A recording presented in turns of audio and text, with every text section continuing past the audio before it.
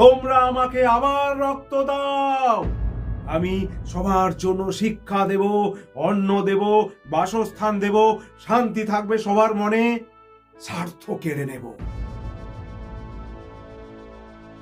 এই দেশটা ভিক্ষা পায়নি, এই দেশটা রক্তে কেনা, আর সেই রক্তের নাম নেতাজি সুভাষচন্দ্র বসু। আজ আমরা স্বাধীন, কিন্তু প্রশ্ন করি, আমরা কি সত্যিই মুক্ত? যে মানুষটা আরামে থাকতে পারতেন, বিদেশে সুখে জীবন কাটাতে পারতেন, তিনি বেছে নিয়েছিলেন জেল, বন, যুদ্ধ আর মৃত্যু। নেতাজি বলেছিলেন, তোমরা আমাকে রক্ত দাও, আমি তোমাদের স্বাধীনতা দেব। আজ আমরা রক্ত দিতে ভয় পাই, আর নেতাজি জীবনটাই দিয়ে দিয়েছিলেন।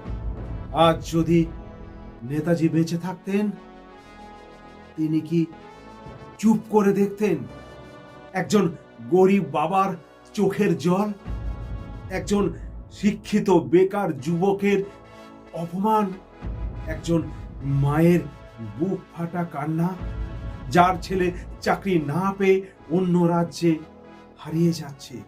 না, নেতাজি চুপ থাকতেন না। হে যুব সমাজ, মোবাইল নামাও, মুখ তুলে তাকাও।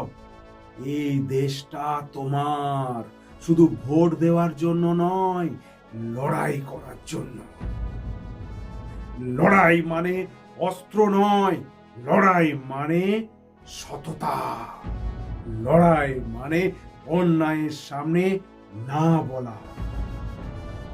নেতাজির যুবক মানে ভীরু নয়, সুবিধাবাদী নয়, নেতাজির যুবক মানে চেতনায়, বুদ্ধিতে, সাহসে, সততায় আগুন। হে আমার খেটে খাওয়া মানুষ, যাদের ঘামে দেশ চলে কিন্তু নাম থাকে না ইতিহাসে, নেতাজি তোমাদেরই নেতা ছিলেন। তিনি রাজপ্রাসাদের নয়, মাটির ঘরের মানুষের পক্ষে ছিলেন। আজও যদি অন্যায় হয়, আজও যদি শোষণ চলে, নেতাজির আত্মা প্রশ্ন করে, কোথায় আমার ভারত?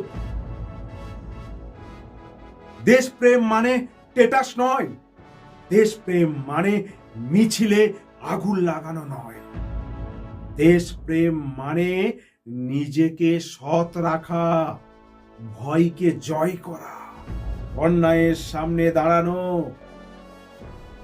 নেতাজি শিখিয়েছিলেন, লড়াই করো কিন্তু মাথা নত করো না। নেতাজি মরে যাননি, তিনি ঘুমিয়ে আছেন আমাদের সাহসের অপেক্ষায়। যেদিন এদেশের যুবক জাগবে, যেদিন গরিব মানুষ মাথা উঁচু করে দাঁড়াবে, যেদিন ভারত অন্যায়ের বিরুদ্ধে এক হবে, সেদিন নেতাজি ফিরে আসবেন আমাদের মধ্যে। আবার ভিড়ের মাঝ থেকে কেউ একজন বলে উঠবে, তোমরা আমাকে আবার রক্ত দাও, আমি সবার জন্য শিক্ষা দেব, অন্ন দেব, বাসস্থান দেব, শান্তি থাকবে সবার মনে, স্বার্থ কেড়ে নেব। নমস্কার, দেখতে থাকুন যখন তখন সমীর পণ্ডিত মোটিভেশন।